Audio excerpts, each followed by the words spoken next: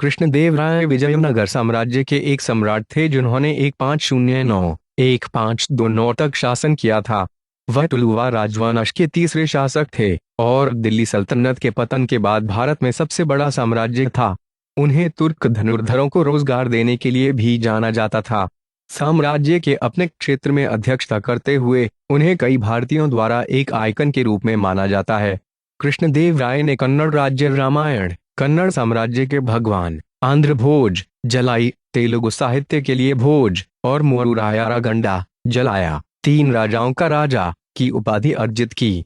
वह बीजापुर, गोलकोंडा, बहमनी सल्तनत और ओडिशा के गजपति के सुल्तानों को हराकर भारत के प्रायद्वीप के प्रमुख शासक बन गए और भारत में सबसे शक्तिशाली हिंदू शासकों में से एक थे।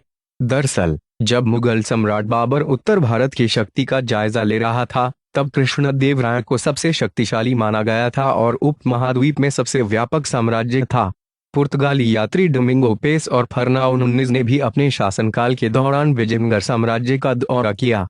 यात्रा वृत्तांतों से संकेत मिलता है कि राजा न केवल एक योग्य प्रशासक था बल्कि एक उत्कृष्ट सेनापति भी था, जो युद्ध में सामने से आगे बढ़कर घायलों में भी शामिल होता था। दक्षिण भारतीय कवि मुकुट्टिमाण ने तुर्कियों के संहारक के रूप में उनकी प्रशंसा की। कृष्णदेवराय को समर्थ प्रधानमंत्री तिमारुसु से लाभ हुआ, जिन्हें सम्राट पिता के रूप में मानते थे और उनके राज्याभिषेक के लिए जिम्मेदार थे। कृष्णदेवराय सलुवा नरसिम्हा देव राय के अधीन सेनापति तुलुवा नरसा नायक के पुत्र थे, जिन्होंने बाद में इसके विघटन को रोकने के लिए साम्राज्य पर नियंत्रण कर लिया और विजयनगर पर शासन करने वाले तीसरे हिंदू राजवंश तुलुवा राजवंश के संस्थापक बने। कृष्णदेवराय का शासन विजयनगर इतिहास में बहुत अधिक सैन्य सफलता का प्रतीक है।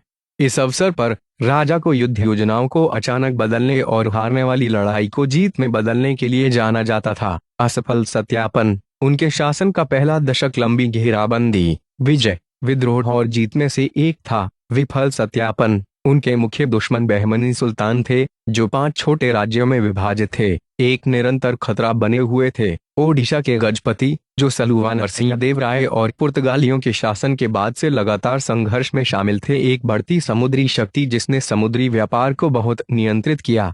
दक्कन के सुल्तानों द्वारा विजयनगर कस्बों और गांवों की छापेमारी और लूट का वार्षिक मामला राया के शासन के दौरान समाप्त हो गया था। 1509 में कृष्णदेवराय की सेनाएं बीजापुर के सुल्तान शमशुद्दीन जफर खान के साथ दीवानी में भिड़ गईं और सुल्तान महमूद गंभीर रूप से घायल हो गया और पराजित हो गया।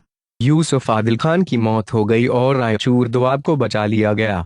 जीत का लाभ उठाते हुए राय ने बीदर, गुलबर्गा और बीजापुर को विजयनगर में फिर से मिलाया और यवन राज्य के संस्थापक की उपाधि प्राप्त की। जब उन्होंने सुल्तान महमूद को रिहा कर दिया और उसे वास्तविक शासक बना दिया।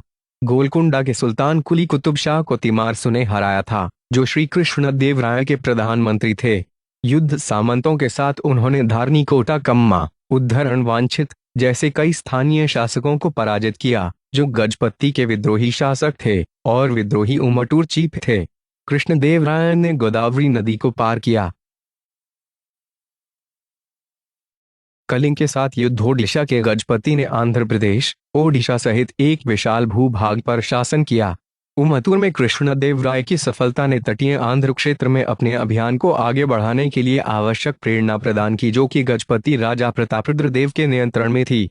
विजयनगर सेना ने 1512 में उदयगिरि किले की घेराबंदी की।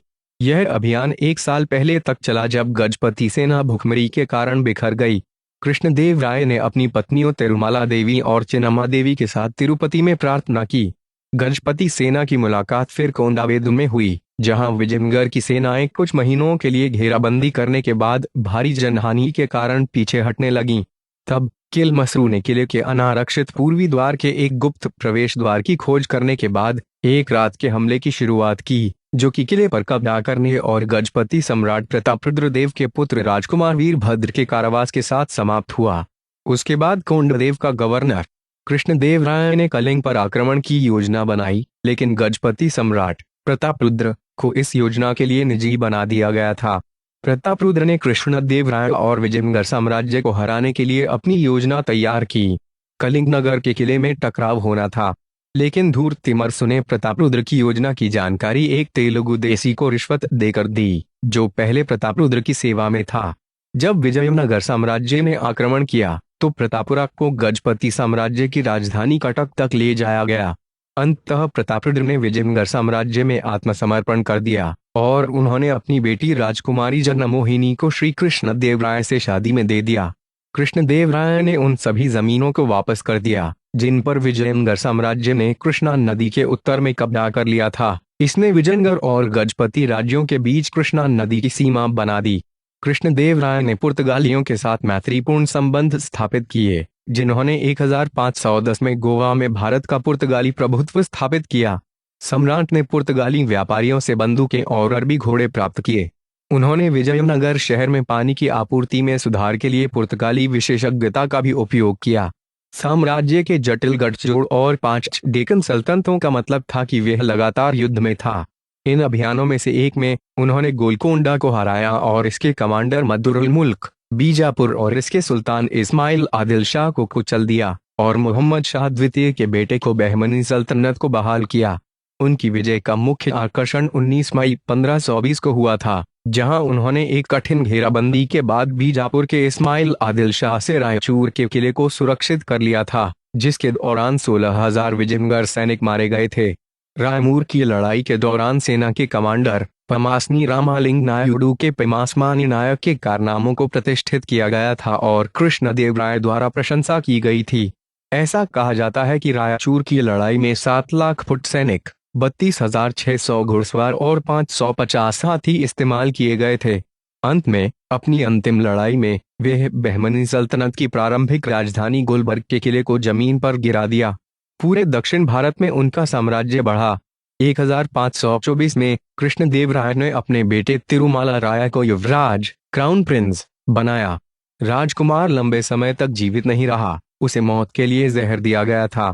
टिमरसु की भागीदारी पर संदेह करते हुए कृष्णदेव राय ने अपने विश्वसनीय कमांडर और सलाहकार को अंधा कर दिया था। उसी समय कृष्णदेव राय बेलगाम पर हमले की तैयारी कर रहे थे, जो आदिल शाह के कब्जे में था। इस समय के दौरान कृष्णदेव राय गंभीर रूप से बीमार हो गए। 1529 के बाद उनकी मृत्यु हो गई। उद्धरण वांछित। अपनी मृत्यु से पहले उन्होंने अपने भाई अच्युतादेव राय को अपने उत्तराधिकारी के रूप में नामित किया। उद्धरण वांछित। साम्राज्य के जटिल गठजोड़ और 5 डेक्कन सल्तनतों का मतलब था कि वह लगातार युद्ध में था। इन अभियानों में से एक में उन्होंने गोलकोंडा को हराया और इसके कमांडर मद्दुरुल मुल्क बीजापुर और इसके सुल्तान इस्माइल आदिल शाह को कुचल दिया और मोहम्मद शाह द्वितीय के बेटे को बहमनी सल्तनत को बहाल किया। उनकी विजय का मुख्य आकर्षण 19 मई 1520 को हुआ था, जहां उन्होंने एक कठिन घेराबंदी के बाद बीजापुर के इस्माइल आदिल शाह से रायचूर के किले को सुरक्षित कर लिया था, जिसके दौरान 16,000 विजयनगर सैनिक मारे गए थे। रायचूर के युद्ध के दौरान सेना के कमांडर पमास्नी रामालिंग नायुडू के पेमास्मानी नायक के कारनामे प्रतिष्ठित और प्रशंसनीय थे। कहा जाता है कि रायचूर की लड़ाई में 7 लाख फुट सैनिक, 32,600 घुड़सवार और 550 हाथियों का इस्तेमाल किया गया था। अंत में अपनी अंतिम लड़ाई में वे बहमनी सल्तनत की प्रारंभिक राजधानी गुलबर्ग के किले को जमीन पर गिरा दिया। पूरे दक्षिण भारत में उनका साम्राज्य बढ़ा। 1524 में कृष्णदेव राय ने अपने बेटे तिरुमाला राय को युवराज क्राउन प्रिंस बनाया। राजकुमार लंबे समय तक जीवित नहीं रहा, उसे मौत के लिए जहर दिया गया था। टीम सर्वाइव तिमरसु की भागीदारी पर संदेह करते हुए कृष्णदेव राय ने उनकी विश्वसनीय कॉमेडी की। 1524 में कृष्णदेव राय ने अपने बेटे तिरुमाला राय को युवराज क्राउन प्रिंस बनाया। राजकुमार लंबे समय तक जीवित नहीं रहा, उसे मौत के लिए जहर दिया गया था। टिमरसु की भागीदारी पर संदेह करते हुए कृष्णदेव राय ने अपने विश्वसनीय कमांडर और सलाहकार को अंधा कर दिया था। उसी समय कृष्णदेव राय बेलगाम पर हमले की तैयारी कर रहे थे, जो आदिल शाह के कब्जे में था। इस समय के दौरान कृष्णदेव राय गंभीर रूप से बीमार हो गए। 1529 के बाद उनकी मृत्यु हो गई। उद्धरण वांछित। अपनी मृत्यु से पहले उन्होंने अपने भाई अच्युतादेव राय को अपने उत्तराधिकारी के रूप में नामित किया। उद्धरण वांछित। आंतरिक मामले। अपने शासनकाल के दौरान उन्होंने अपने मंत्रियों पर सख्त नियंत्रण रखा और दुष्कर्म करने वाले किसी भी मंत्री से गंभीर रूप से निपटा गया। उन्होंने शादी के शुल्क जैसे कुछ अप्रिय करों को समाप्त कर दिया। राजस्व बढ़ाने के लिए उन्होंने कुछ क्षेत्रों के वनों की कटाई का आदेश देकर खेती के तहत नई भूमि प्राप्त की। विजयनगर के आसपास सिंचाई के लिए पानी प्राप्त करने का एक बड़ा काम भी उनके द्वारा किया गया था। विजयनगर का दौरा करने वाले पेस, नुनीज और बारबोसा जैसे विदेशी यात्रियों ने अपने शासनकाल के दौरान प्रशासन की दक्षता और लोगों की समृद्धि के बारे में अत्यधिक बात की। उसके द्वारा विजय प्राप्त करने और उसके क्षेत्र के पुनर्गठन के साथ उसकी व्यस्तता के बावजूद उसने नागालपुरा नामक एक नए शहर की स्थापना की। पेस ने राजा और कानून व्यवस्था के मामलों के बारे में बताते हुए कहा कि राजा हत्या करके कानून बनाए रखता है, संपत्ति के खिलाफ अपराध स्थिरता बनाए रखने के लिए डिजाइन किए गए, और हत्या के लिए एक पैर और हाथ काटने से लेकर चोरी और हत्या के लिए उकसाने तक द्वंद्व के परिणाम स्वरूप होने वाली घटनाओं को छोड़कर पेस विजयनगर के आकार का अनुमान नहीं लगा सकते थे, क्योंकि उनका दृश्य पहाड़ियों से अस्पष्ट था, लेकिन अनुमान लगाया गया कि शहर कम से कम रोम जितना बड़ा होगा। इसके अलावा उन्होंने विजयनगर को दुनिया में सबसे अच्छा प्रदान किया जाने वाला शहर माना, जिसकी आबादी आधे मिलियन से कम नहीं है। साम्राज्य को कई प्रांतों में विभाजित किया गया था, जो अक्सर शाही परिवार के सदस्यों के अधीन और आगे के उपखंडों में थे। साम्राज्य की प्रशासनिक भाषाएं कन्नड़ और तेलुगु थीं। कन्नड़ एक लोकप्रिय साहित्यिक माध्यम था, जो कृष्णदेवराय के संरक्षण में अपने चरम पर पहुंच गया। साम्राज्य का प्रशासन उनके अमकटामलीलाडा में इंगित लाइनों के साथ किया गया था। उनका मत था कि राजा को हमेशा धर्म की ओर आंख रखकर शासन करना चाहिए। लोगों के कल्याण के लिए उनकी चिंता पूरे साम्राज्य में उनकी व्यापक वार्षिक यात्राओं से साबित होती है, जिसके दौरान उन्होंने व्यक्तिगत रूप से हर चीज का अध्ययन किया और लोगों की शिकायतों का निवारण करने और बुरे कर्ताओं को दंडित करने का प्रयास किया।